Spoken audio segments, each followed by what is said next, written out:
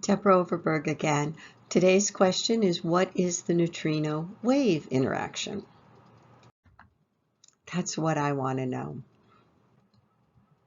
So we saw how there's a 50-50 chance of a neutrino passing through a light year column of lead, and we saw how that was called into question.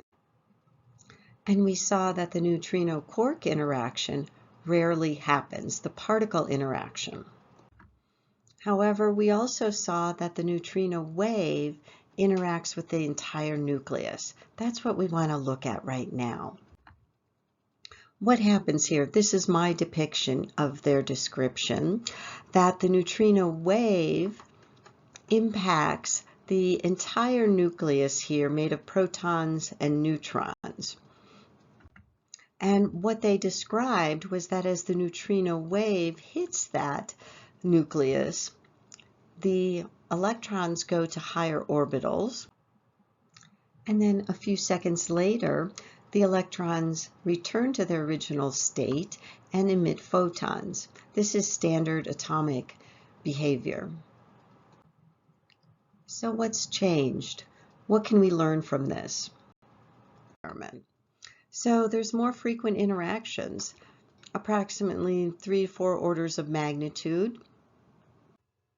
Those 3 orders of magnitude roughly can make a huge difference though in terms of the size of the equipment needed. Shown here are 3 very large systems used. They do have different neutrino sources and energies associated with them versus the mobile detector used for the CEvNS experiment. And yet, I think the bigger thing is this collapse of an old way of thinking, that this neutrino wave interaction opens the doors to new possibilities. And maybe there are other neutrino wave interactions. For example, maybe the neutrino wave can interact with something larger.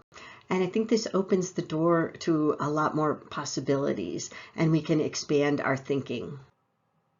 So how far can this neutrino wave take us? That's what I want to know.